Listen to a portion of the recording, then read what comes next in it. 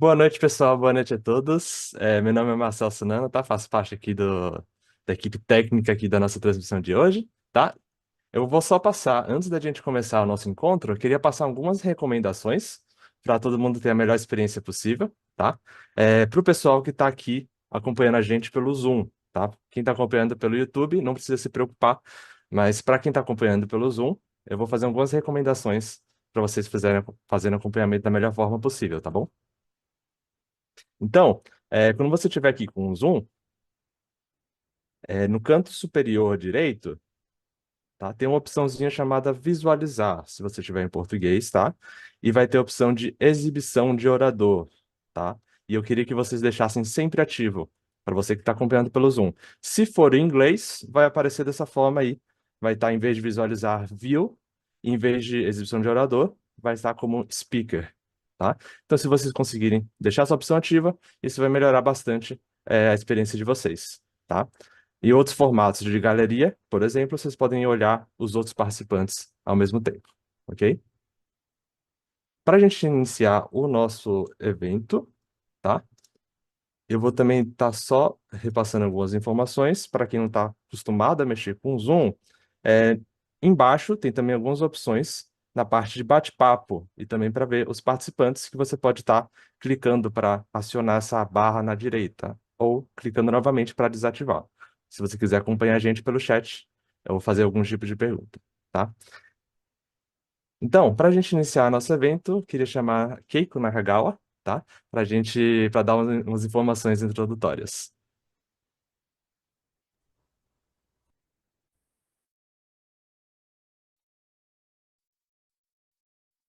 Sim. Pronto, boa noite a todos. Sejam bem-vindos a esse evento proporcionado pelo grupo Mulheres que Inspiram do Nordeste. Vamos dar início a mais uma programação desse projeto, ok?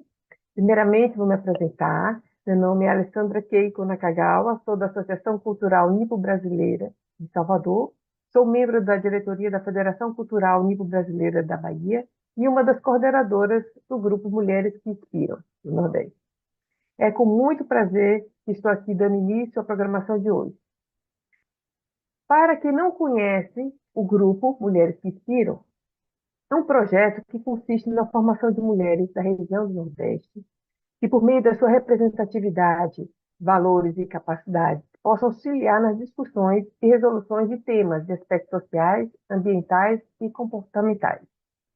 O seu surgimento se deu a partir da participação no evento em comemoração ao Dia Internacional da Mulher, realizado pelo escritório da JAICA Brasil em São Paulo, que lançou em 14 de março de 2022 o J-Wings, Iniciativa Feminina da JAICA para as Metas de Desenvolvimento Sustentável, que visa o apoio aos negócios desenvolvidos pelas empreendedoras Nikkei. No retorno desse encontro, as representantes dos grupos e associações Nikkei do Nordeste se reuniram e organizaram o projeto Mulheres que Inspiram Nordeste.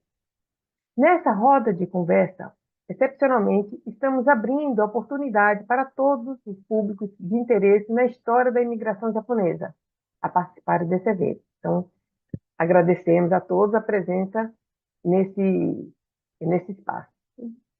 Bom, no nosso primeiro evento de 2024, só fazer um breve resumo, né, do nosso projeto, foi o Shinenkai, que ocorreu em janeiro. O segundo encontro, em fevereiro, foi a Simone Cameu, com a palestra sobre 5S Kaizen. Em março, falamos sobre saúde mental, com a convidada de São Paulo, Meire Tizumo, com o tema Você não é suas emoções. E abrilhantamos a noite complementando o tema com a explanação e demonstração do Kinkotai, com a Miriam Sunamo, diretora do Fujinkai daqui de Salvador. Em abril, tivemos a experiência da chefe Marlene Fukushima, inclusive está aqui na sala com a gente, com a culinária japonesa, com demonstrações de 2 pratos deliciosos. Em maio, a nossa querida Wanda Mieko, né, com a arte do furushiki, com lenços, o que é possível fazer, né, desde bolsas até embalagens para presentes. Também tivemos a presença de Suzane Kuta nessa mesma apresentação. Ela é de Una, Bahia, com a moda sustentável, mostrando o feitio das bolsas com reutilização de materiais. Então, foram horas divertidas e ricas em aprendizagem. A noite de hoje, deixarei com a nossa amiga e também uma das coordenadoras do Mulheres que Inspiram, Lica Cauano, para dar o prosseguimento a esse evento maravilhoso. Mas antes de iniciarmos, ainda gostaria apenas de informar que teremos o bloco de perguntas e respostas ao final da apresentação da nossa convidada Tizuka Yamazaki. E com o intuito de otimizar o tempo e atender à curiosidade de todos os presentes, vamos organizar as perguntas da seguinte forma. Temos uma equipe técnica, como o Marcel falou, né, no início, nos dando suporte, recolhendo as perguntas no chat do Zoom e no chat do YouTube, que irão direcioná-las para a Wanda e para a Simone, ambas também coordenadoras do grupo. Mas lá na frente, elas informarão mais detalhes, né, sobre esse procedimento. Por isso, podem escrever suas perguntas ou comentando ao longo da apresentação pelo chat, que a nossa equipe já estará recolhendo para posterior explanação. Então, um excelente evento a todos, muito obrigada. Mas agora, passo a palavra para Lica Cauano. Obrigada. Boa noite a todos. Obrigada, Keiko. Uma grande liderança também aqui na nossa cidade, né? Queria agradecer a presença de todos vocês. Vejo aqui participação de grandes lideranças, né? Femininas e masculinas da comunidade Nikkei, tanto das associações, diretores também do Bunkyo, amigos, colaboradores, parceiros. Muito obrigada pela presença. E queria, assim, registrar aqui e agradecer a presença da senhora Reiko Kawamura. Ela é representante sênior da JICA, né? Foi uma grande inspiradora, incentivadora para que esse grupo existisse. Então, muito obrigada, senhora Keiko, e é um prazer de tê-la aqui com a gente nesse dia, nessa noite. Tá? Esse nosso encontro tem um tema especial, né? Nós vamos falar um pouco sobre os 116 anos da imigração japonesa no Brasil. É um marco inicial da chegada do navio Kasatomaru, né, em Santos, no dia 18 de junho de 1908, trazendo, né, 781 primeiros imigrantes vinculados ao acordo imigratório estabelecido entre o Brasil e o Japão, né, e que também deixaram uma história de resiliência para todas nós, né? E a melhor pessoa, né, para narrar esse movimento imigratório, com seu olhar, né, e sua emoção, sua trajetória, é a cineasta, diretora de cinema, produtora, roteirista, assistente de direção e design de produção, Tizuka Yamazaki. Boa noite, Tizuka. Tudo bem com você?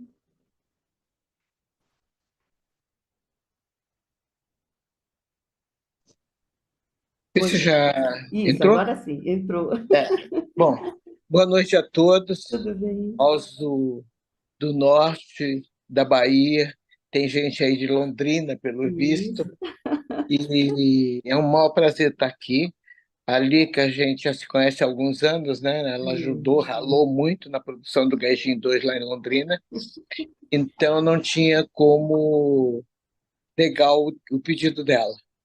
E, enfim, estou aqui disponível para conversar. Eu não sou a maior entendida no assunto, Lica. Eu sou uma pessoa que fez 2 filmes sobre o assunto, mas sobre um ponto de vista estritamente pessoal, entendeu? É claro que a gente fez muita pesquisa, não apenas eu, mas toda a equipe, entendeu? Sabe? De figurino, de cenário, da história, tudo isso para poder escrever o roteiro. E então, eu fiz um olhar muito particular, tá? Eu vou fechar a porta porque a família voltou, entendeu? E essa foi meio Fica à complicado. vontade, Tizuka, você está em casa. Ai, ai. Vamos aguardar.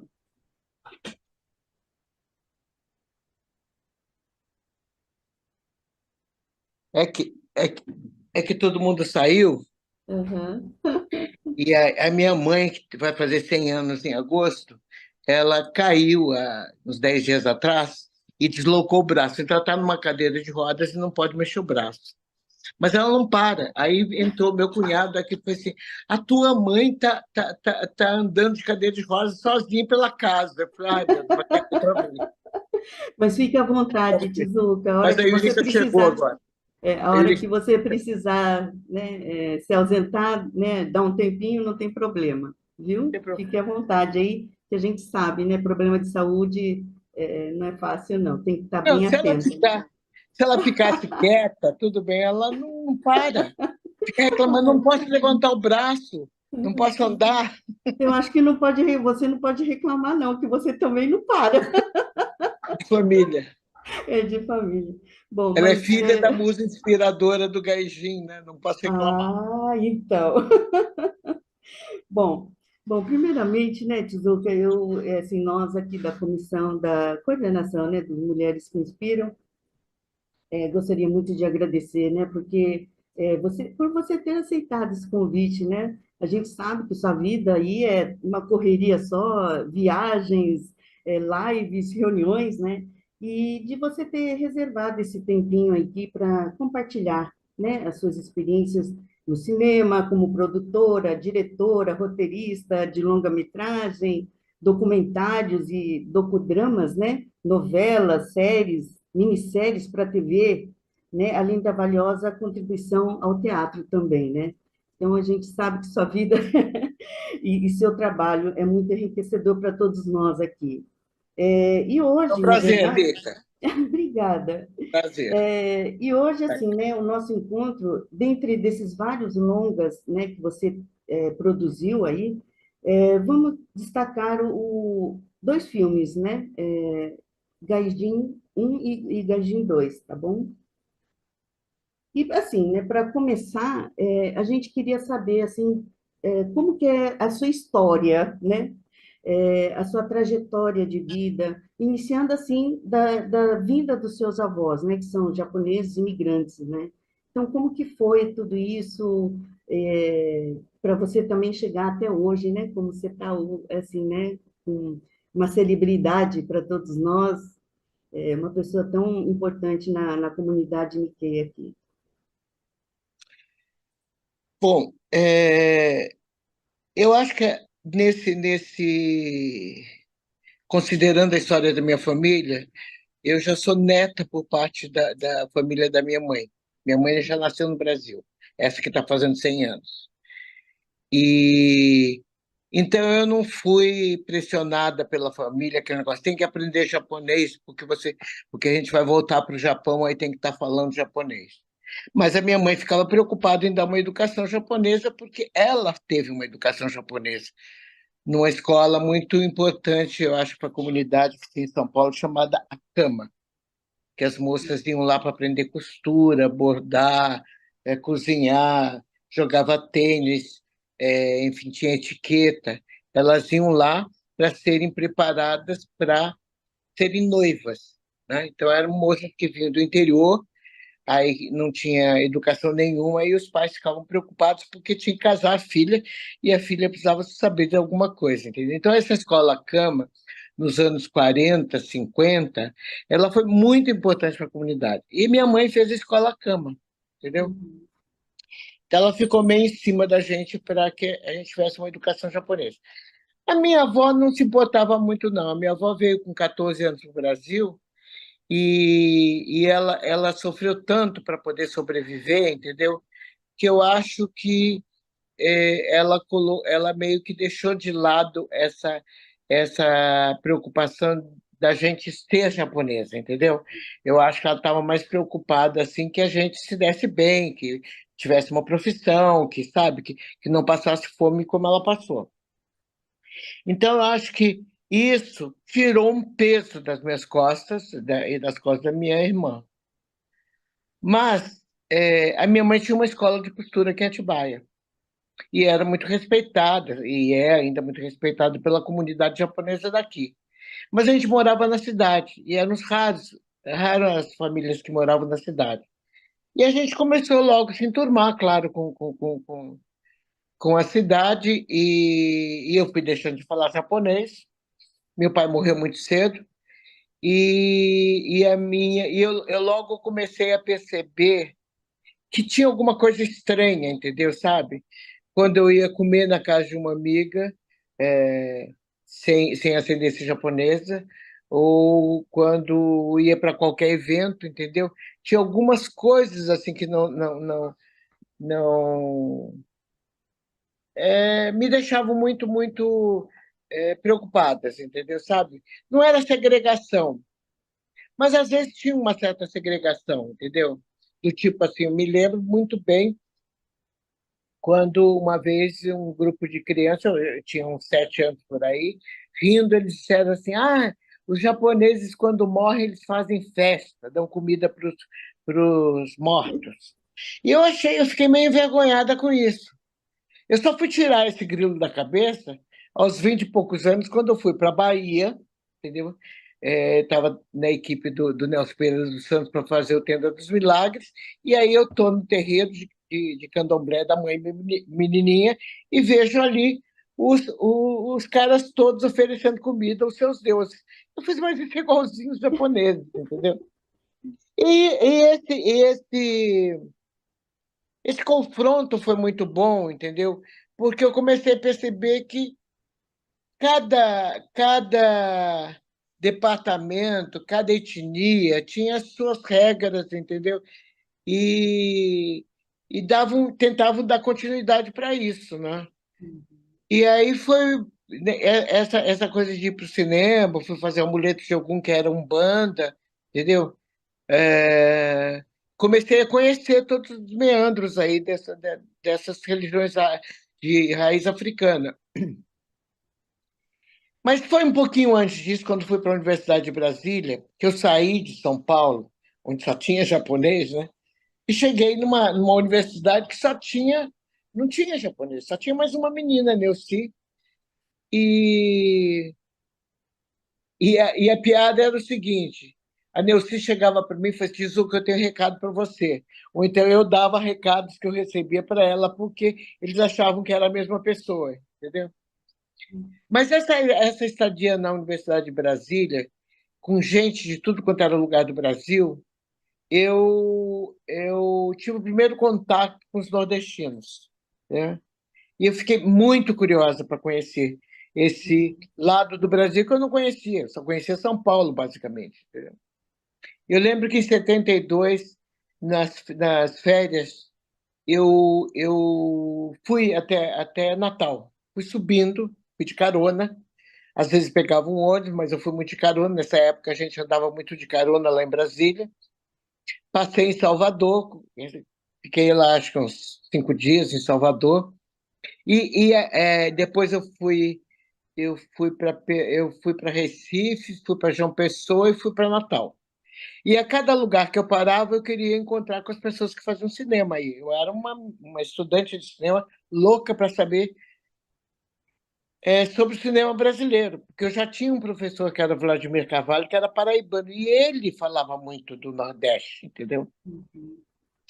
Então, nessa curiosidade de querer conhecer o Brasil, eu comecei a me entender dentro desse país.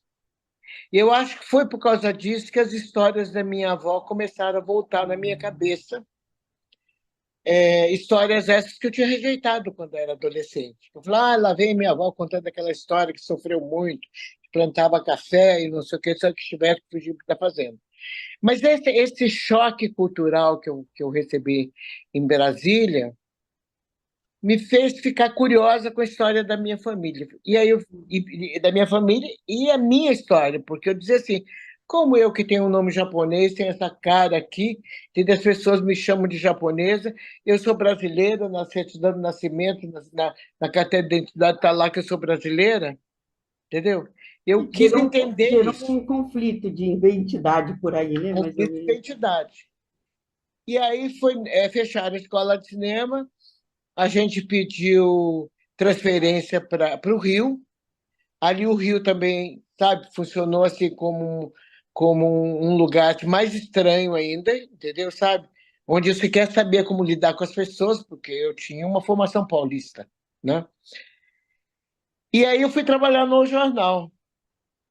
E aí, enquanto trabalhava no jornal, era foca, eu ficava só procurando matérias sobre cinema e matérias sobre a comunidade japonesa, e percebi que quase não tinha assunto sobre isso no jornal. E aí foi o período que eu comecei a rabiscar, entendeu? Alguma coisa eu queria fazer um documentário, mas aí na escola de cinema que eu fui, que era da Universidade Federal Fluminense, o Nelson Pereira era o catedrático, e ele é um ficcionista, entendeu? E aí a ficção começou a tomar conta, e eu falei, por que que eu não posso escrever uma história sobre essa chegada dos imigrantes? E aí entender mais. Porque quando a gente vai fazer um filme, a gente é, vai muito profundamente na história que a gente está fazendo para tentar entender, porque uma coisa é você ler, outra coisa é quando você registra na tela o jeito de comer, o olhar que faz quando a pessoa se ama ou quando tem raiva, entendeu? Sabe? Como veste, entendeu? Sabe? Então, você precisa entender profundamente aqueles personagens, né? Uhum, uhum. E aí eu, naquela época, tinha a Embrafilme, que tinha uma carteira para diretor estreante. Eu já tinha feito como produtora um filme do Glauber, Idade da Terra, e um outro filme de um dos sócios da gente, e aí me candidatei a ser diretor. Foi assim que nasceu o primeiro Gaijin. Que bacana, né? Agora, voltando um pouquinho, Tijuca, assim, quem que te inspirou, né, para você seguir a área de cinema? Né? Teve alguém ou foi assim? Não, não teve alguém assim, não, mas teve três acontecimentos. Eu tinha uns 14 anos quando eu vi no cinema de Atibaia um lugar que a gente ia comer pipoca, namorar, paquerar, não sei o quê, entendeu? Que era programa de adolescente. E eu vi um filme, O Pagador de Promessas. E eu saí do cinema meio, não impactada, mas assim, estranhando. Porque não era o tipo de filme que eu estava acostumado a ver, entendeu?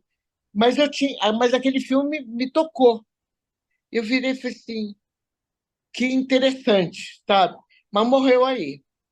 Aí quando eu fui para São Paulo para fazer o cursinho para me preparar para vestibular de cinema, o meu professor de física, o Francisco Ramalho, que depois eu veio saber que era um cineasta, ia lançar um longa. E aí ele nos convidou os alunos para a pré-estreia do filme. Aí eu parei e pensei, ué, cinema tem alguém que faz, entendeu? Porque cinema para mim era alguma coisa muito abstrata, que você via, entrava numa sala, pagava para entrar e via uma coisa, mas nunca pensei que aquilo pudesse ser uma profissão, entendeu? E aí, quando levei bomba duas vezes no vestibular para a FAO, eu não queria fazer o Mackenzie, sabe? Naquela época só tinha a FAO e o Mackenzie. E eu passava nas provas de desenho, de criação, tirava nota máxima, mas eu bombava, bombava não, eu levava bomba na prova de física e matemática, entendeu? Uhum. E eu não, quer dizer, no meu entendimento, eu não precisava de física e matemática para fazer arquitetura. Mas aí eu soube da faculdade, da Universidade de Brasília. E eu fiquei muito interessado e fui com minha amiga Ruth. Nós pegamos e o primo dela para tomar conta da gente, o pai dela só deixou a gente ir assim se tivesse uma companhia masculina de alguém mais responsável, entendeu? E a gente foi a Brasília de ônibus. E eu achei a universidade muito interessante.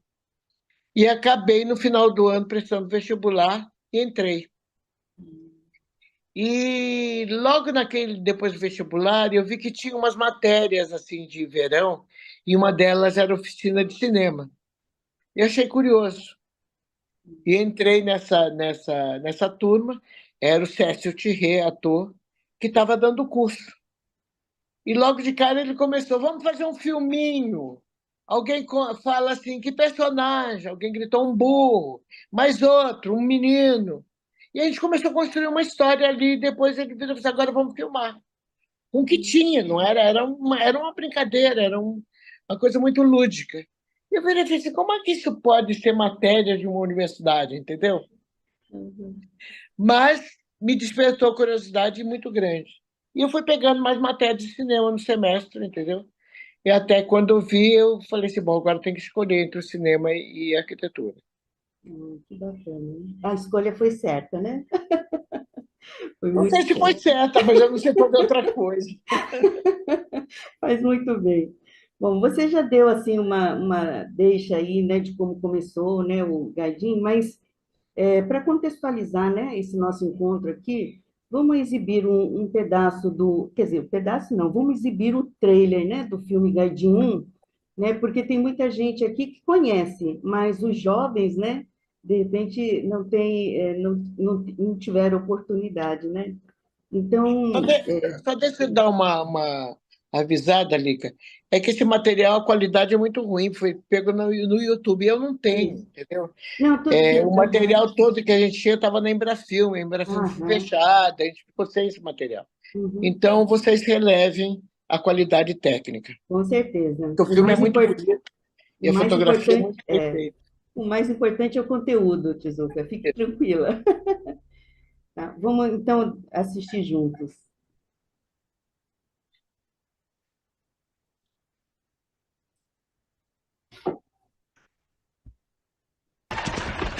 Muito bem. As casas são essa, aquela e aquela. As ordens.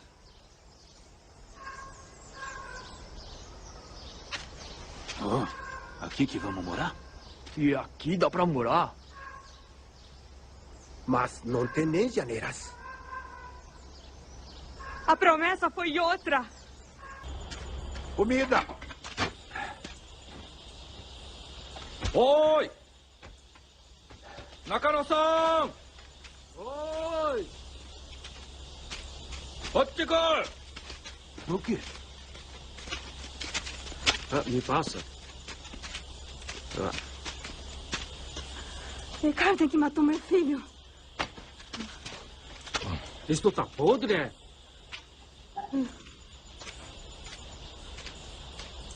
Comer. Comer, não tem comer, comer. Comer carne. Comer carne. Tem. Aqui tem uma venda na fazenda que vende carne, mas é muito caro. É caro. Ele rouba muito. Comer. Não Comer. tem comer, não tem. Comer carne, eu já falei, na venda. Essa carne aqui é muito gostosa. Gostosa. Essa. Café. Café. Gostosa.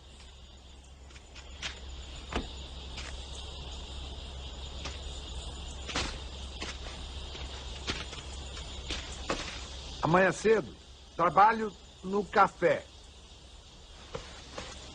Café. Entendeu?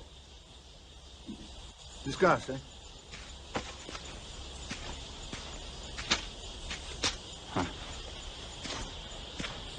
Isso tá errado.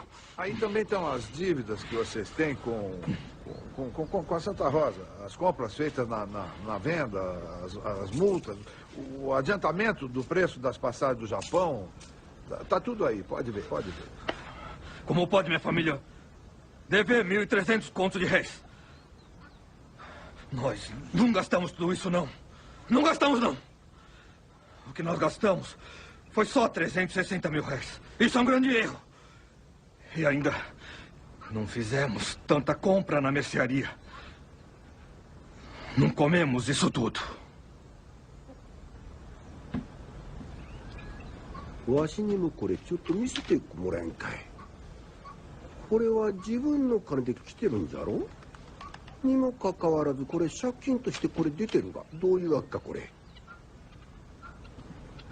Misobe também tem uma queixa. Vieram com seu próprio dinheiro e aqui diz que ele deve. A conta deve estar errada. As contas de Nakamura Ono, Nishikubo, Tudo engano. Como explica, hã?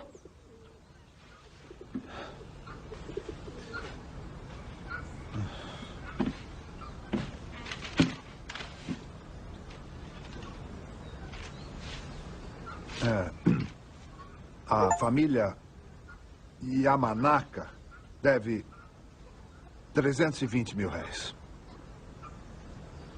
A família Nakano recebe 68 mil réis. Quase nada. A família Yamada deve 480 mil réis.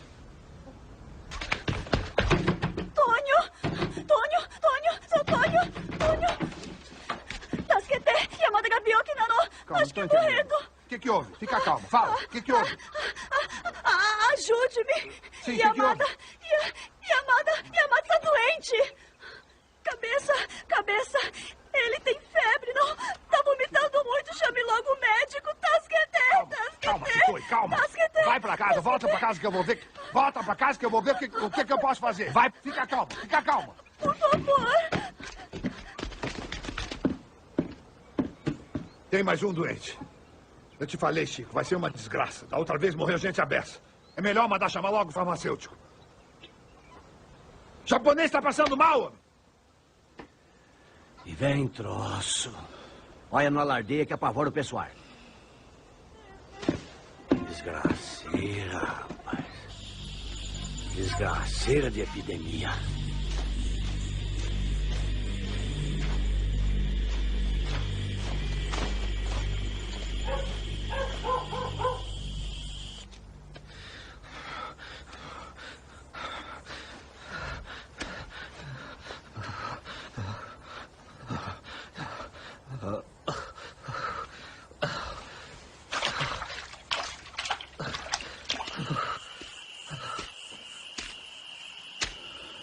Tonho-san, e o farmacêutico? Eu duvido que o farmacêutico consiga chegar ainda hoje. Uma sopa de miso ia bem, né?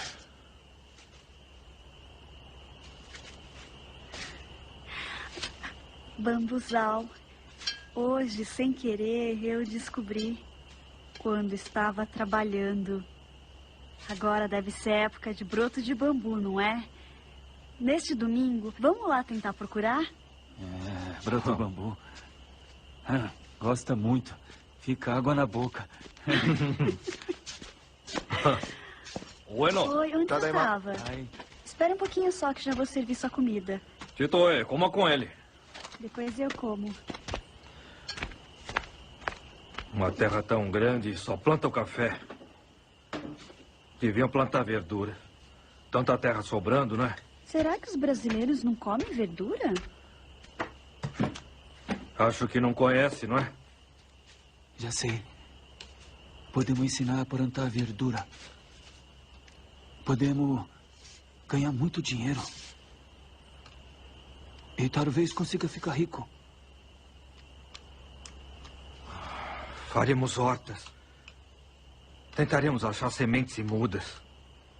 Plantamos nas folgas. Trabalho. O que foi? Trabalhar tanto. E o prazer da vida.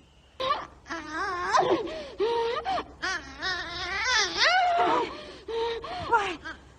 Força! Vai! Isso! Vai, força! Mais um pouquinho! Vai! Mais pouco! Vai! Força! Vai!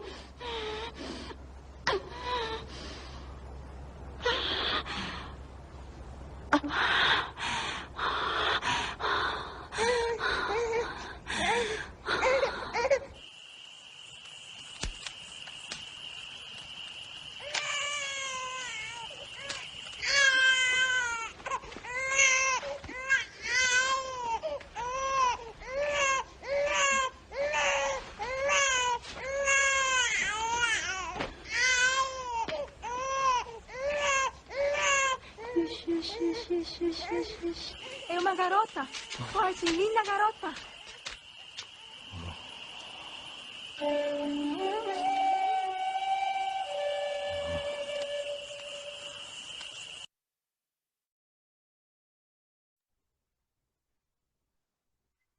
Vocês estão... Não está dando... Ele vai falar assim, mulher só serve para fazer sabão. E fica decepcionado. Nossa Senhora, Na verdade, isso não era um trailer, são trechos do filme, né? Não sei nem quem fez, para que foi. Aham. Realmente, né, é uma história de sofrimento, né, e resiliência. Por isso que eu falo que eu acho que temos que ter um sentimento de gratidão muito grande, né, com os nossos antepassados, porque o que eles enfrentaram não foi fácil. Hoje a gente está praticamente no céu, né? Os japoneses, os alemães, os italianos, espanhóis, os árabes, todo mundo sofreu muito, né? Sofreu, né? Essa é Todos uma os terra de imigrantes. imigrantes. Com certeza. Sobre esse filme, né, Tizuka, assim, eu acho que você comentou aí que foi, na verdade, sua Batião, sua família mesmo, que motivou a você procurar, né, a história da imigração japonesa. E foi assim mesmo? E também, assim, a gente queria ver os desafios que você enfrentou, né, para poder fazer essa longa, né? A minha avó contou a história e eu que pensei em fazer cinema, porque, na verdade, ela não queria muito que eu fizesse cinema, entendeu? É, o interessante não, o estranho é que nessa época que eu estava pesquisando, isso era 1970 e pouco, não havia livros que falassem sobre imigração. Nem imigração italiana, nem imigração espanhola, nada. Então, como é que eu fiz? Eu comecei a estudar a história do Brasil daquele período, e aí peguei muita entrevista que eu fiz, e aí principalmente a história da minha avó, e fui costurando com a história do Brasil e deduzindo o que pudesse ter acontecido, né? Só depois eu acho que o filme teve essa importância de meio que abrir os olhos para virar e falar assim, e no Brasil tem imigrantes. Mas essa história de ter imigrantes também é muito estranha, porque na comemoração dos 500 anos do Brasil, não falaram dos imigrantes, falaram dos negros, dos indígenas, portugueses, mas esqueceram dos imigrantes, como se os imigrantes não tivessem existido, entendeu? Eu falei, nossa, como é difícil essa aceitação, entendeu? E esse problema que, claro que os japoneses talvez pudessem ter sofrido mais, porque havia uma fisionomia muito diferenciada daqui dos ocidentais, né? Então, é aquela coisa está na cara, assim como aconteceu com os africanos. E eu acho que hoje, quer dizer, depois o histórico da comunidade japonesa foi se evoluindo, entendeu? É, Passaram a ser conhecidos como gente honesta, gente que trabalha muito, entendeu, né? E depois ninguém queria, como fala, concorrer com os vestibulandos japoneses. Depois os coreanos, os chineses tomaram esse lugar. Mas havia essa preocupação, entendeu? Sabe, da família ficar no pé, sabe? Tem que estudar, tem que passar, sabe? Porque a família fazia um sacrifício enorme para que a gente pudesse estudar, né? Mas, enfim, deu certo. Deu tudo certo, né? Agora falando sobre mulher, né? Encontrou algumas barreiras, você sendo cineasta, mulher e nipo-brasileira? Na comunidade, digamos assim, ocidental, não, porque já tinha existido muitas cineastas, e existiam muitas cineastas. Muitas não, mas e também uma proporção pequena, né, em relação aos homens. Mas não era uma coisa estranha. Agora, em São Paulo, quando eu cheguei para buscar captação, todo mundo falava assim, "Ih, Tezuka, comunidade japonesa vai cair em peso com dinheiro, vai ser super fácil fazer o filme." Não. Aí foi quando eu descobri que era mulher, morava no Rio de Janeiro, que era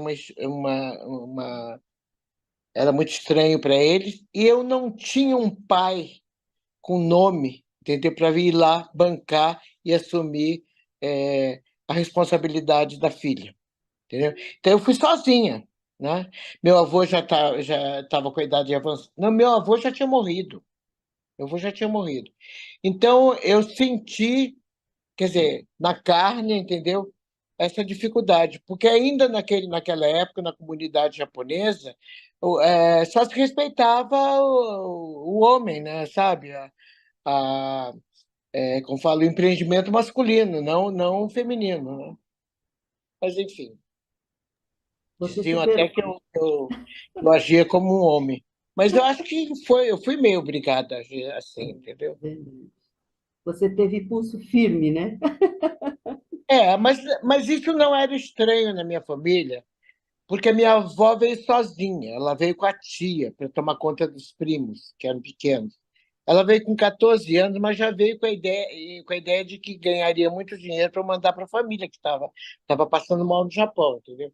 E a minha avó trabalhou muito. E ela era pequena, isso aqui, mas ela carregava saco de batata nas costas, entendeu? E a minha avó ficou viúva muito cedo, com a minha mãe no colo. Então ela ralou muito. Mas a minha avó era muito esperta, ela era muito inteligente. E eu lembro não. E aí ela contou que quando o marido dela, o pai da minha mãe, estava internado lá em Campo de Jordão com tuberculose, ela ficou em São José. Ela se mudou para lá com um bebê, entendeu? E foi trabalhar como empregada doméstica e não se deu bem com a mulher do patrão lá. O patrão era japonês, mas a mulher acho que tinha ciúme, sei lá, qualquer coisa assim. Mas ela acabou arrumando um emprego como ajudante de cozinheira de uma família italiana. E aí ela aprendeu a cozinhar. E foi cozinhando que ela, em São Paulo, juntou um trocadinho que depois, com mais o dinheiro do meu avô, eles compraram um sítio em Atibaia, entendeu? É muito, né? Então ela foi inspiradora. Inspiradora, né? Sim. Bacana. Ela nunca me disse que o mundo era dos homens, entendeu? Vamos ter isso na cabeça. Ai, ai. Bom, fora o Gaidin 1, você também produziu o Gaidin 12, né? Ama-me como sou. Foi em 2005, inclusive, como você falou no início, né? A gente estava lá em Londrina, né? Que foi filmado em Londrina, uma boa parte, né? E, inclusive, a Mitty está aí, nos assistindo, viu, Eu vi, Tizuca? Você viu? grande Mitty. Mitty, Mitty e as crianças obrigada. dela são assim, a coisa mais linda do filme. Tá? Pois é, obrigada pelo apoio de sempre, viu, Mitty? É isso. E o Então, Chiroma, que é o Tiroma, marido dela, justamente o marido dela. foi assim, muito importante na realização, na captação de recursos, entende? Isso, Como fala? Na força que ele deu assim, para que o filme fosse feito, entendeu? Porque foi se não tivesse esse, esse apoio da comunidade Nikkei lá de Londrina, a gente não conseguiria fazer o filme, com entendeu? certeza. Porque eu Isso foi muito andei, fui para bonito. Curitiba, São Paulo, não sei o quê. Aí foi Londrina que determinou que o filme fosse feito lá. E depois tinha a história de Londrina também, que é muito interessante, que a gente absorveu, botou no roteiro do filme, que era a colonização lá dos ingleses, né? Chamando os imigrantes assim, de vários lugares do Brasil para poder construir aquela região, né? Plantar café. Justamente eu até fui figurante, né? Foi muito bacana a gente estar atrás, né, dessa produção toda. Foi uma experiência fantástica, né? Eu nunca esqueci, acho que é uma coisa que a gente não esquece a vida inteira, né? Para a vida toda, né? Mas foi muito bom. Sobre o Gaidin 2, Tizuka, você pode comentar assim, qual a mensagem principal, né, que você quis mostrar para o público, né, e o que o filme retrata? Porque eu acho que você tinha um foco de mostrar o fenômeno do Dekasei, é isso? Foi isso? Eu comecei com isso. Eu Hum. fui ao Japão, eu vi o que estava acontecendo com os decassegues lá, e voltei de lá falando, pô, isso dá um filme. Mas no desenvolvimento da história, eu falo assim, pô, mas a gente nem falou sobre os Shindorenmei, né, o Katigumi japoneses que matavam japoneses que aceitavam a derrota do Japão, entende? Que eu achava que era uma coisa muito importante a gente entender isso, né? É meio que entender o espírito japonês, entendeu? E aí, nessa coisa, fizemos, quer saber de uma coisa? Vamos contar a história da imigração, 100 anos, porque já estava para acontecer, né? O centenário, vamos contar a história da imigração através de 4 gerações de mulheres numa mesma família. Entendeu? Como é que a coisa foi se transformando até chegar à geração não sei, que eu brinco muito, né? Sei, Nisei, Sansei, não sei, que era a geração dos meus filhos, né? Mestiços, entendeu? Sabe, sem nenhum compromisso com a cultura japonesa, já miscigenados, entendeu? Como é que era? Como é que foi que aconteceu essa miscigenação toda, entendeu? E a dificuldade das famílias japonesas aceitarem o estrangeiro dentro de casa, né, sabe? Então havia muita coisa para contar, achei. Eu acho que para você brigar para minimizar o preconceito, você precisa informar, entendeu? As pessoas, quando conhecem por que faz isso e não aquilo, por que bota comida e oferece para os mortos, entendeu? Só quando você fica sabendo por quê, você não acha mais ridículo, você começa a respeitar. Então, eu achava que era bom falar sobre esse desenvolvimento todo da comunidade japonesa, como ela foi se transformando, para que pudesse não apenas me entender, mas entender a geração dos meus filhos, está vindo a geração dos meus netos, entendeu? Então, achava que essa era um pouco a função minha, já que eu tinha feito o primeiro filme. Que bacana. Então, vamos assistir o trailer também, né? O Gaijin 2, Ama-me Como Sou.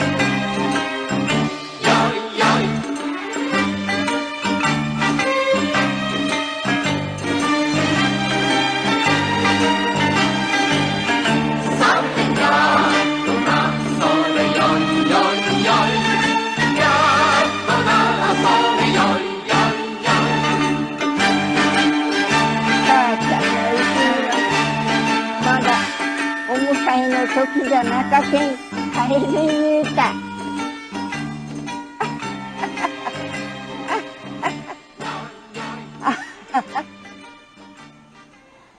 ありがとうございます。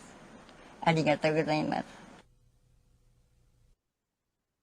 Esse material foi feito antes do filme ficar pronto, tanto é que o título ainda está como É. Gaijin 2, né? Depois que ele passou a ser chamado Gaijin Ama-me Como Sou. Mas, basicamente, eu peguei essa história dessa velhinha que chegou nova no primeiro Gaijin, né? E ela quer voltar, mas ela não consegue voltar. Então, ela fica juntando um dinheirinho que fica botando no cofre, e aí a família vai crescendo até que a neta e a bisneta resolve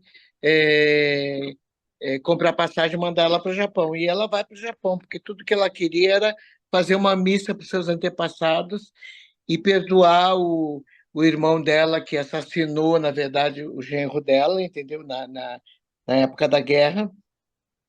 E a mensagem mesmo que eu estava querendo passar era o seguinte: ela leva a vida inteira, entendeu?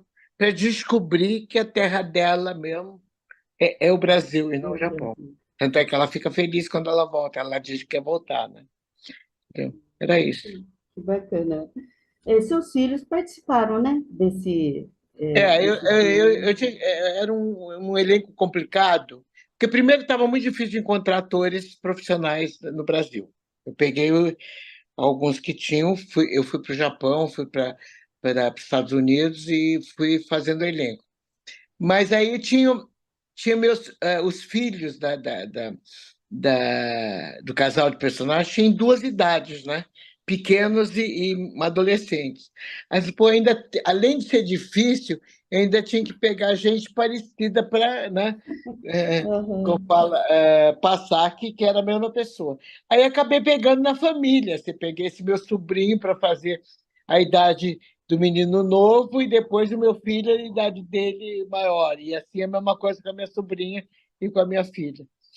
Mas não sei, só a Alissa que tinha um trabalho como que faz o personagem maior, já tinha um trabalho como atriz, mas os outros não, os outros foram figurantes também.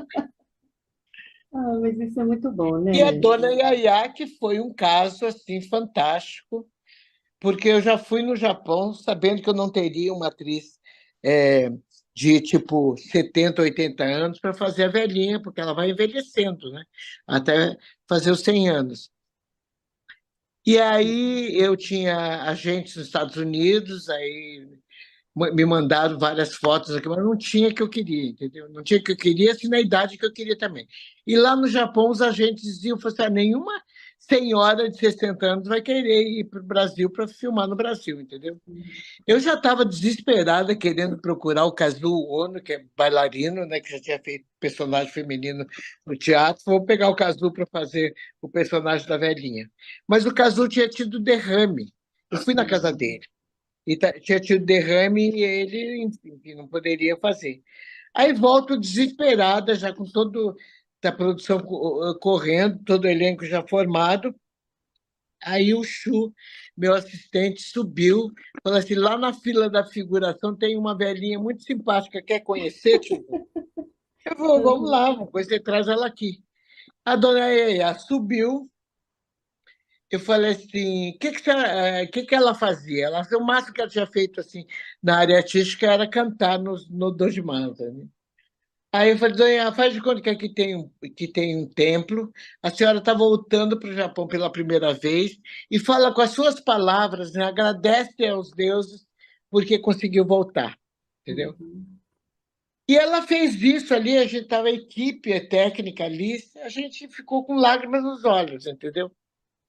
Eu falei, bom, então Yaya tem emoção, vai conseguir fazer. Mas tinha outro porém, ela tinha que decorar textos grandes, entendeu? Aí os atores japoneses foram muito bacanas, os atores que vieram do Japão, tinha 4, né? Eles se prontificaram em ensaiar Dona Yaya. E foi assim que Dona Yaya ganhou o prêmio de Festival de Gramado como melhor atriz coadjuvante. É isso que eu ia falar mesmo, né? Vários prêmios que você, né, foi contemplado, né, para você, inclusive, né, o Kikito, né? Kikito de melhor filme e também atriz coadjuvante, né? Nossa, Eu tive vários Kikitos. Não, tivemos, né? Porque eu fui também premiado como diretora, teve a Yaya como atriz, ixi, eu nem lembro mais. Tive uns 4, 5 prêmios aí nesse festival. que Foi muito bacana, bom. né? Foi totalmente merecido, né, pelo seu trabalho aí, nossa, não é fácil. Aí a gente volta, faz uma festa em Londrina, a gente Uhum. consegue o carro, o ônibus lá da aviação, como que é o nome? Garcia, né? Você emprestou Aham. para filmar, bota o ônibus lá e a gente entra no ônibus, todo elenco, que equipe que estava lá, e damos uma volta na cidade. Aí eu virei para a dona Yaya e falei, dona Yaya, deixa que eu seguro o Kikito para a senhora, porque era pesado o Kikito, entendeu? Uhum. Ela falou, não, senhora, não deixa eu pegar, não. Nossa, mas foi Ela. muito. A gente conhecia, né? Eu conhecia ela, né? Porque a gente fazia parte, ela fazia parte, né? Da MIT Escola de Karaokê, né? A neta dela. Ela é super simpática, muito querida mesmo.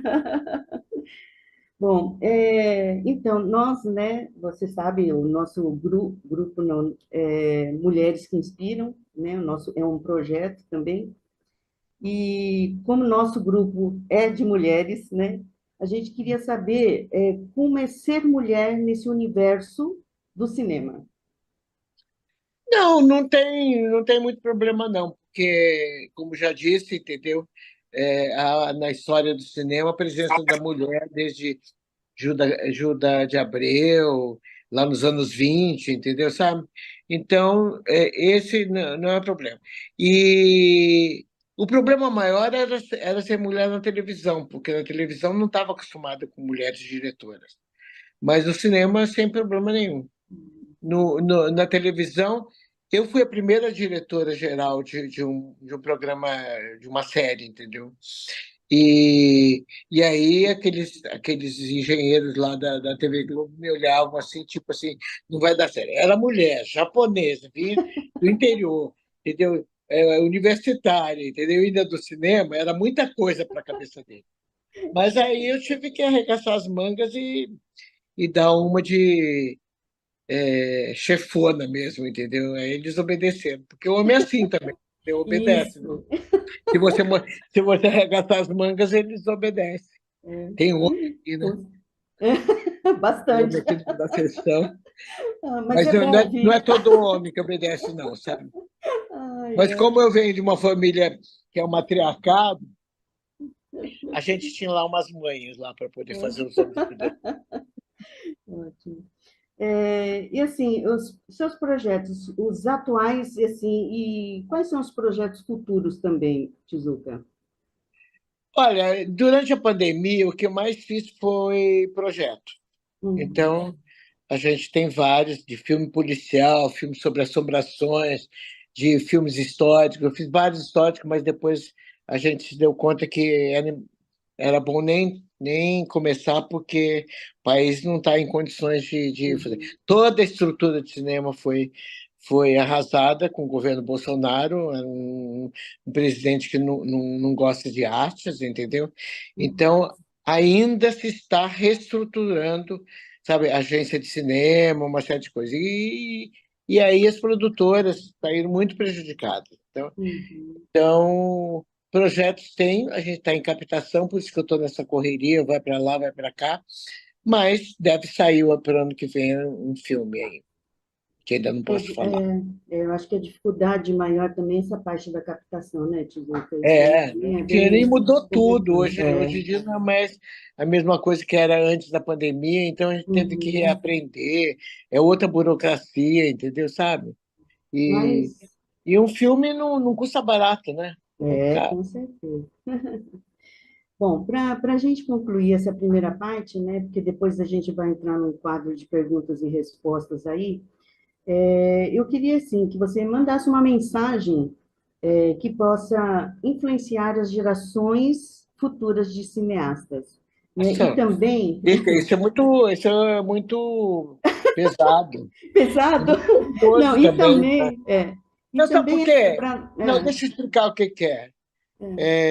Cinema é uma forma artística de você falar sobre a vida, sobre o mundo, entendeu? E eu acho que, diferente de televisão, no cinema você tem que ser vanguarda, você tem que trazer alguma coisa nova, entendeu? E se eu vou dizer para os mais jovens como se faz, eu estou prejudicando a carreira deles. Eles têm que buscar uma nova linguagem, uma saída, entendeu? Sabe, um olhar diferenciado, entendeu? Sabe? Por aí. E também, assim, né, eu gostaria muito que você mandasse uma mensagem para nós, mulheres, né? Hoje nós temos aqui bastante lideranças Também é difícil. femininas. E você como uma grande inspiradora, né? Mulher forte, determinada, né? A única coisa é porque eu vejo que ainda tem ranço, entendeu? Sabe? Dessa sociedade patriarcal que a gente viveu, machista, tudo isso, e as mulheres ainda têm medo, não têm confiança, entendeu? Sabe, em si. Ainda precisa, muita gente ainda precisa pedir autorização para o pai, para o marido, não sei, para fazer alguma coisa que ela quer. Eu acho que nós podemos fazer tudo aquilo que queremos, tanto a mulher como o homem, entendeu? E para fazer isso, há que ter uma divisão de tarefas, né? Seja para criar os filhos, para conduzir a casa, não sei o quê. Então, se você tem um companheiro que não está afim de dividir com você isso, eu acho que ele não te merece, não é verdade? Com certeza. Então, o que eu sempre digo é assim, vai fundo atrás dos seus sonhos, porque esses sonhos ninguém vai te dar, são seus, entendeu? Então, vai à luta. E respeito, né? Respeito mútuo, né? Também, Respeito, né? claro. Seus filhos não vão te respeitar se eles perceberem que você está sendo acuada, entendeu? E não está fazendo nada para sair dessa, entendeu? Com certeza. Bom, encerrando a primeira parte, queria agradecer, Tizuka, a você, né? E eu quero chamar agora a minha amiga Simone Cameu, ela é de Aracaju, Sergipe, que vai coordenar agora a parte das perguntas e respostas. Obrigada, Simone. Fica com você Eu não conheço agora. Aracaju, hein?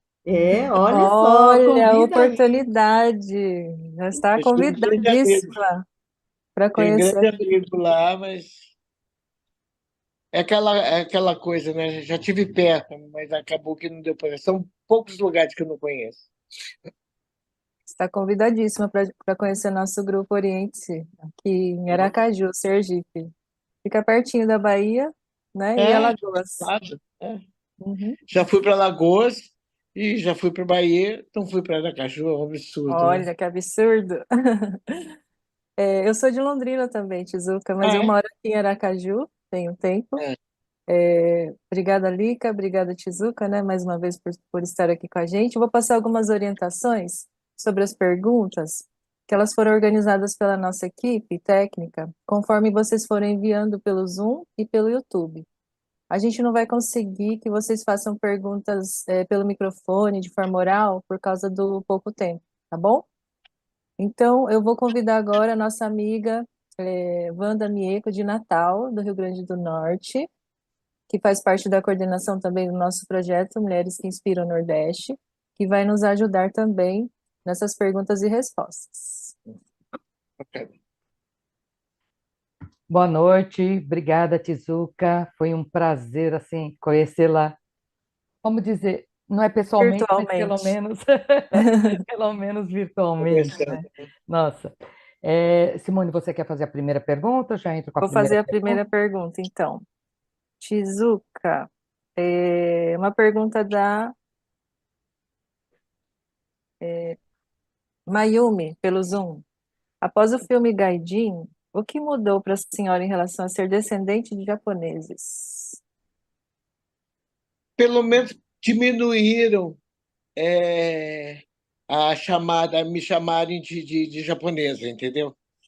Porque, pelo menos na minha área, né, que eram pessoas mais esclarecidas e que tinham visto o filme e começaram a compreender que você não pode chamar a pessoa pelo que ela aparenta ser, pelo que ela aparenta ser. Tem que conhecer a história dela, entendeu?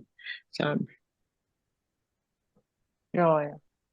Então depende muito do meio que você vive, né? Que você convive, com as pessoas que você É, lida, porque para cada os um. mais ignorantes você tem que explicar, né? Mas para minha área, assim, eu não admito que me chame de japonesa, assim, entendeu? Sabe? Eu posso ter a fisionomia, posso ter o nome, mas eu tenho um espírito, eu tenho espírito brasileiro. Eu sonho como brasileira, eu penso como brasileiro, eu me preocupo com esse país, entendeu? Sabe? Claro, adoro a cultura japonesa, tenho esse maior respeito, me emociona. Várias coisas que eu vejo da cultura japonesa me emocionam, mas não tanto quanto a brasileira, porque eu nasci aqui. A minha lembrança, a imagem que eu tenho da história da minha vida é brasileira. Uhum. Joia. Obrigada, Mayumi, pela pergunta. Foi Então, Nívia. Obrigado. vamos para a próxima pergunta. Milena Azevedo, pelo YouTube, ela é daqui de Natal. Tizuka, você teve contato com dois grandes nomes do cinema nacional, Nelson Pereira dos Santos e Glauber Rocha. De que forma eles influenciaram o seu cinema? Olha, o Nelson me influenciou mais porque eu fui aluna dele, eu fiz dois filmes com ele, então eu estava nesse momento de entrar na área como diretora. Mas o que ele mais me influenciou foi amar o Brasil, entendeu? Ele, com o cinema dele, ele foi descobrindo o Brasil por amor, entendeu? E por respeito a uma população que não estava na mídia, entendeu? Que é exatamente é, é, as pessoas menos favorecidas, entendeu? Sabe? E que teriam muita dificuldade para sair do estágio social que estavam para outro. Então, Nelson me fez ver isso, sabe? E o respeito profundo às diversas religiões. Foi ele que me apresentou a Umbanda, foi ele que me apresentou o Candomblé e me fez ver a beleza dessas manifestações religiosas, entendeu? Então, eu acho que o Nelson teve isso. O Glauber Baiano, que eu tive muita dificuldade de relacionamento com ele, porque ele era machista, entendeu? Apesar do discurso é, revolucionário dele, ele era machista. Mas o Glauber era um cineasta assim, incrível, né? Então, eu acho que o que eu absorvi dele foi assim, não ter medo de botar a câmera, entendeu? Onde você quiser. E que tudo pode virar filme. Joia. Temos uma pergunta aqui do YouTube, Julie Mariano. Ela pergunta quantos dias foram para gravar o filme? Deve ser o filme Gaidin, né? E agora eu não sei se eu lembro. Eu acho que o primeiro Quanto tempo foram demora, 9. assim, para gravar Só um a filme? gravação, o primeiro foram 9 semanas, se não me engano. E o Gaijin 2, eu acho que foram 8 semanas, mas depois eu fiz assim algumas cenas extras, entendeu? Então, sei lá, deve ter dado 10 no total. Mas o problema não é o tempo de filmagem, o problema é o tempo de preparação, que é sempre muito demorado. É quando você constrói o que tem que construir como cenário, você manda fazer as roupas, manda produzir, você ensaia, você vai procurar as locações, entendeu? Sabe? Você tem que pedir autorização, eu quero filmar naquela igreja, vai lá, pede autorização para o pároco local, depois tem que ir para provavelmente uma carta lá para o bispado local, sei lá, entendeu? Então tem um trabalho de produção que não sou eu que faço, tem uma equipe, mas é tudo muito demorado. Então, geralmente, para filmes de época, como Os Dois Gaijins, era coisa assim de 4 meses, 3 meses, 4 meses. Entendeu? Joia. Temos mais aqui uma pergunta da Milena. Seus filmes da década de 1980 têm uma base histórica muito sólida, quase documental, como Gaidin e Pátria Amada. Por que você optou por esse enfoque? Porque eu acho que por ter vivido um longo tempo sendo considerada estrangeira, eu acho que eu queria provar que eu era brasileira, entendeu? E aí é buscar temáticas históricas. Por curiosidade também, porque eu acho linda a história do Brasil, tem coisas incríveis, entendeu? Eu tenho uma lista assim, de temas que eu gostaria de abordar, que eu não vou ter tempo hábil e nem tem dinheiro nessa época para isso tudo, mas é, não deu para fazer mais por falta mesmo de condições, de estrutura, de produção, de grana, entendeu? Aí você tem que ficar procurando uma temática mais simples. Mas mesmo assim, eu fiz um docudrama no Recife, chamado 1817, A Revolução Esquecida, que era um longa, era para ser um longa ficção, que tinha um valor de, de, de custo muito alto, e aí não estava conseguindo levantar o dinheiro. E aí vi que havia uma possibilidade de contar essa história de uma forma mais barata, que era fazer o documentário misturado com a ficção, entendeu? Mas é também 1817, um evento político, social lá em Pernambuco, Paraíba também, a coisa se alastrou mais, que é linda a história, entendeu? Sabe? Foi a única vez que o Brasil teve uns revolucionários que fizeram uma constituição, que fizeram um governo, que sabe, que conseguiram manter aquilo por uns 2 meses e aí conseguiram expulsar os portugueses dali, que exploravam muito, né? Interessante, né? A gente percebe que, então, o estudo, como ela falou, o planejamento dura muito mais, né? Não só por causa da reserva dos espaços, mas esses estudos, né, sobre imigração, como ela falou, tinham poucos materiais para ser explorados, para ser lidos, né, Tizuka? Imagina na década lá de 70, né, Tem 80. construção, né, Lica? Lembra lá do Gaijin 2, lá em Londrina, a gente construiu uma aldeia japonesa. Essa aldeia, ela teve que ser transformada, que ela foi em 2 épocas. Queimamos a casa da família, que era uma construção real, assim, né? Eu lembro que os meninos da cenografia estavam lá, assim, em prantos no dia que a gente estava filmando a queima da casa. E depois também a gente construiu o alojamento japonês, que era um prédio lá na. Quer dizer, não construímos todos, havia a estrutura do prédio, tinha a parte de baixo, mas a gente teve que construir a parte de cima. Então tem muita construção, se leva tempo. Construímos a cidade de Londrina, como era nos anos 30, pô, entendeu?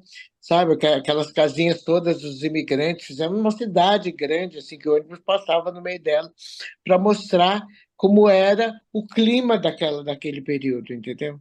A gente gastou muito dinheiro no Gaijin 2. Muito bacana. Agora, mudando um pouquinho, né, de assunto, saindo dos filmes, indo para as telenovelas, a Milena Azevedo pergunta pelo YouTube, por que em 1989 a senhora decidiu se aventurar nas telenovelas, dirigindo Kananga, do Japão? Eu não decidi, na verdade, eu recebi um convite para dirigir a novela. E achei super interessante, porque eu nunca tinha feito novela. Novela é um produto assim de muito consumo aqui no Brasil. Eu falei assim, eu não posso, como diretora de cinema, passar longe disso, ignorar a existência disso. E aí eu aceitei. E foi muito divertido, aprendi muito, entendeu?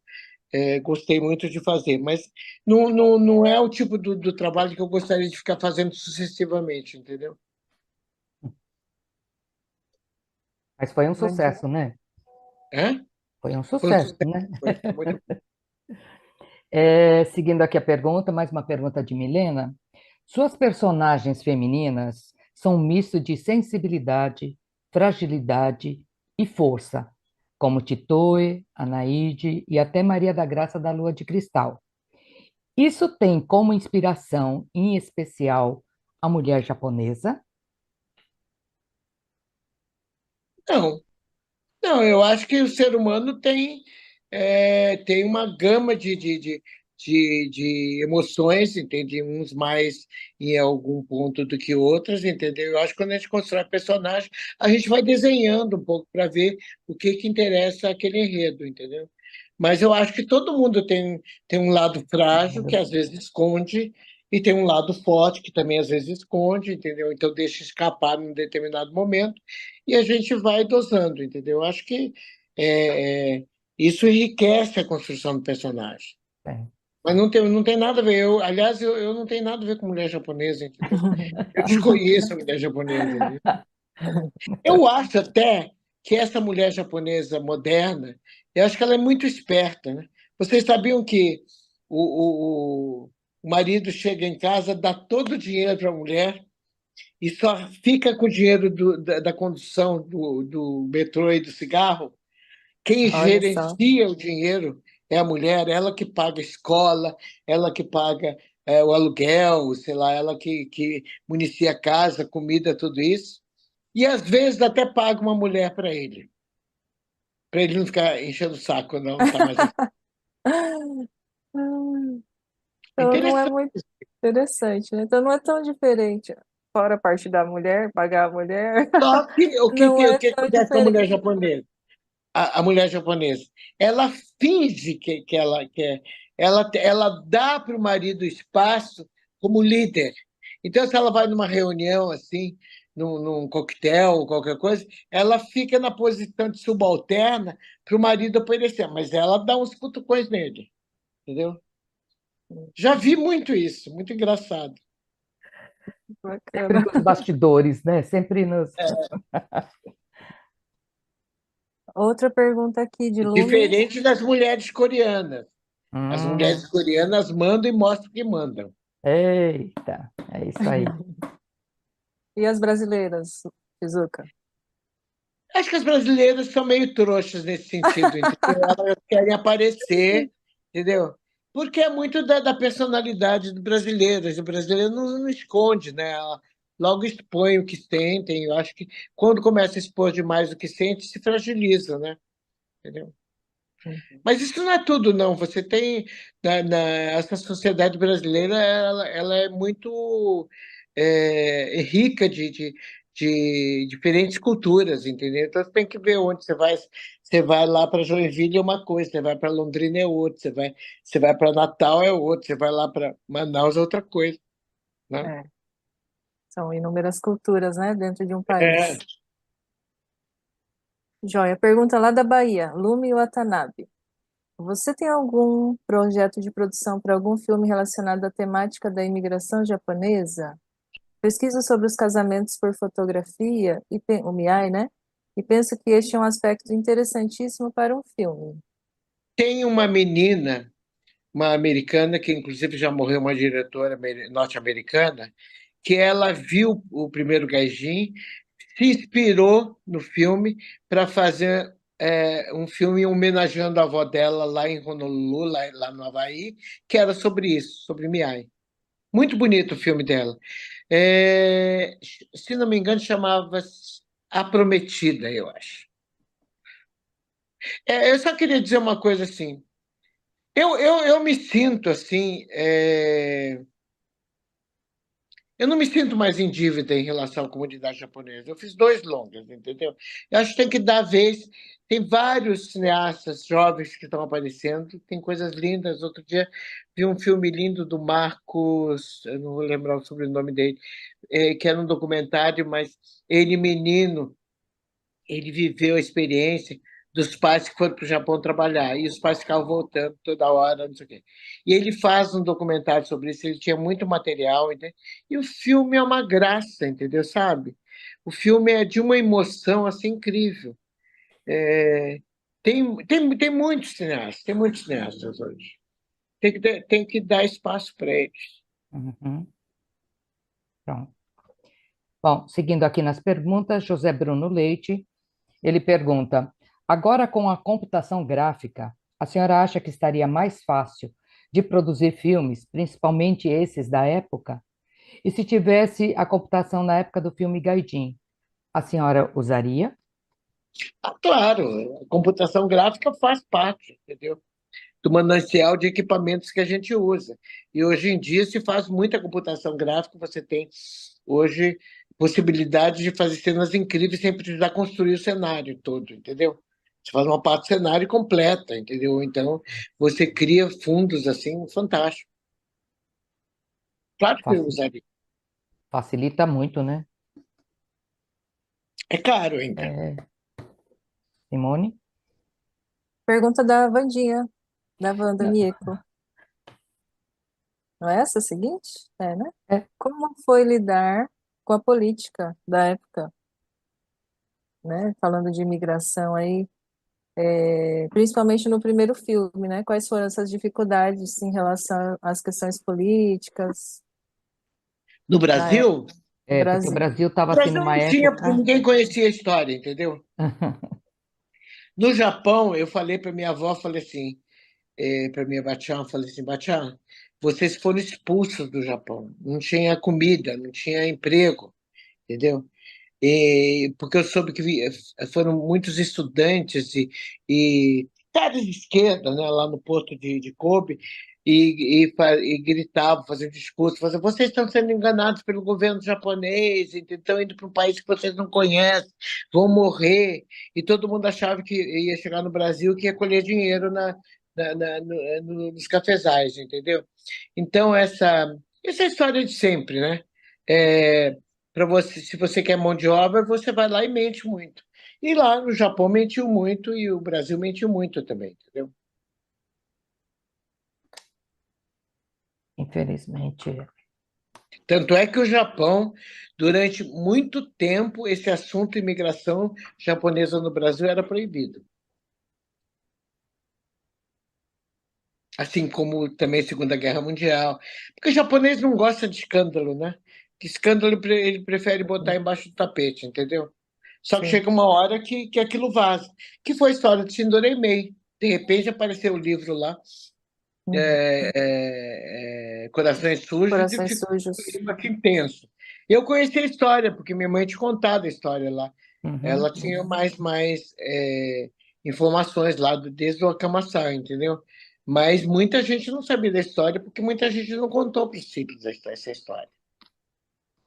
Mentira sempre dança num determinado momento, né? Pois é. Minha avó era de Bastos, eu também, quando criança, ouvi essa história, sabe? Do Shindoraime, que ainda eu sinto uma coisa É estranha. uma loucura, uma loucura. É. E é muito. Tem que entender um pouco para entender como que é o japonês, esse radicalismo japonês. Não tem mais hoje, né? Mas foi de uma época e foi muito forte, né? Lídia Yamashita, ela coloca aqui, ó, Tezuka é uma líder no nosso universo de mulheres Nikkeis.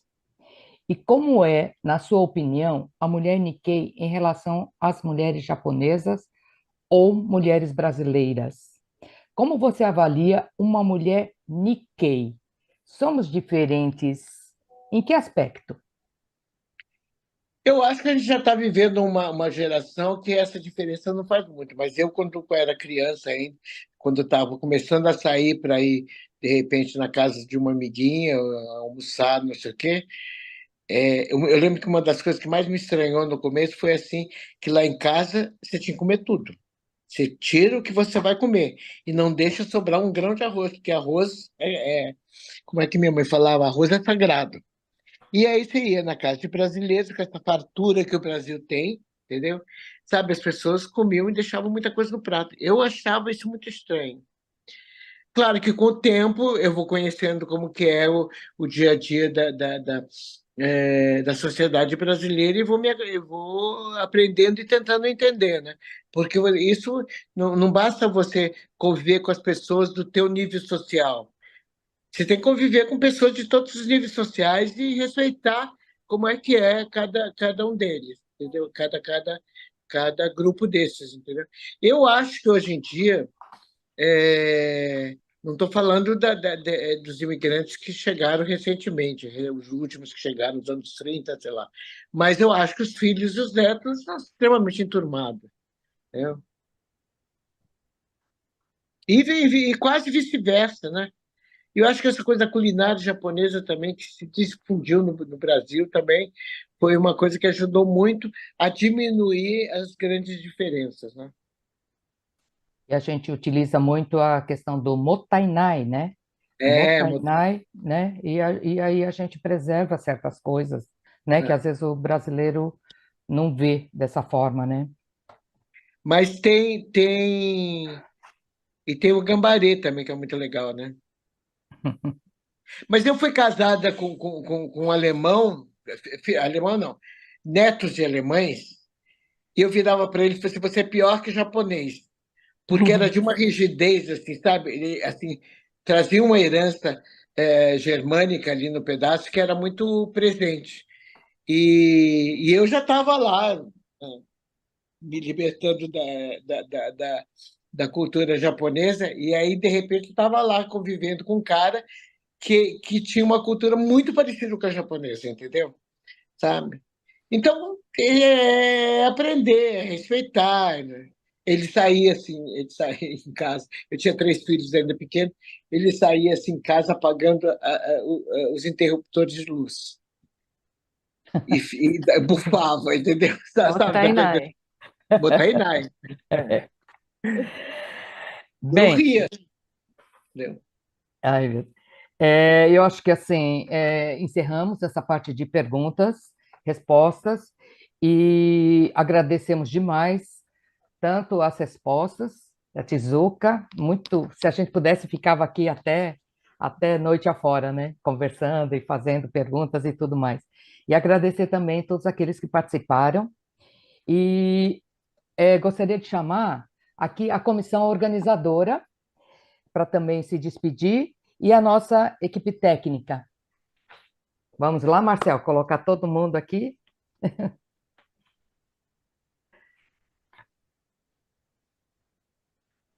Esses jovens aqui, olha, Júlia, Ana, Tauan, Marcel, esse pessoal aqui, olha, muito bacana. Uma salva de palmas para eles. E assim o nosso grupo da coordenação, que vem Lica, Keiko, Ângela, Simone e eu, Wanda. Tá? Foi com muito prazer esse encontro hoje aqui. Eu estou aqui, ó, arrepiada, estou emocionada, foi muito, muito bom mesmo. Tizuka, agradeço. E olha que interessante, porque meus pais moraram em Atibaia, eu tenho uma irmã que mora em Atibaia, minha mãe foi da escola da Akama-san.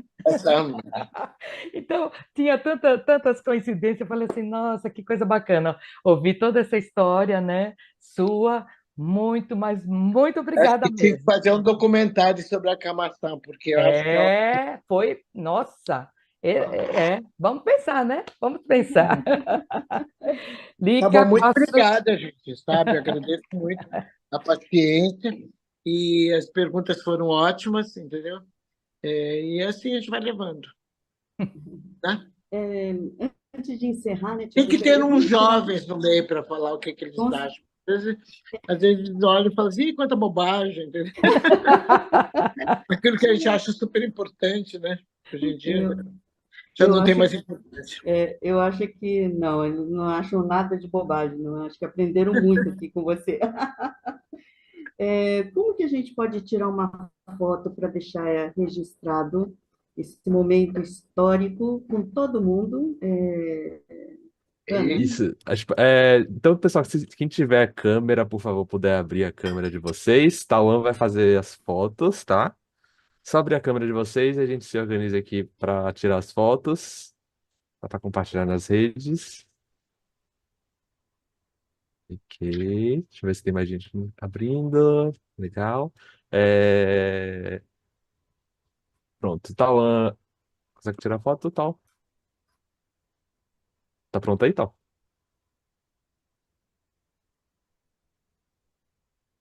Faltou a Ana Alô, na alô, nossa... alô, alô, alô. Então, saiu? Aí, pronto. Pronto, vamos lá. Vá, faça a contagem. Eu vou tirar 2 vezes, porque tem 2 telas. Ah, tá bom. 3, 2, 1.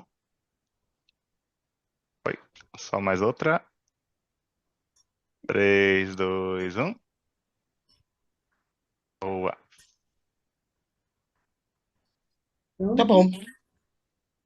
Então, gente, para encerrar, né, eu gostaria muito de agradecer a todos aqui que acompanharam, né, essa noite maravilhosa, com grandes aprendizados. Nós também temos aqui várias lideranças, né, Nikkeis, das associações. Você sabe, Tizuka, um parênteses aqui, o Nordeste, as associações Nikkei são, a maioria, liderada por mulheres, né? O pessoal acha até estranho, né? Todas aqui são presidentes das associações, né? A Simone, a Wanda, né? Eu sou presidente da Federação da Bahia também, né? Então, nós aqui no Nordeste, nós daqui no Nordeste estamos firmes João e fortes. Pessoa, Ceará, tudo João mulheres. Pessoa, tudo mulheres na liderança. Então, eu vi aqui várias lideranças também, não femininas, né? Não somente femininas, mas masculina também. Gostaria de agradecer. Tem alguns diretores do Bunkyo, a Lídia Yamashita, ela é diretora presidente, né, do Museu de Imigração. Muito obrigada pela presença. Belo trabalho, Lídia. Com certeza. Uma grande liderança também. E muito importante, né? A MIT no Sul, né, lá em Londrina.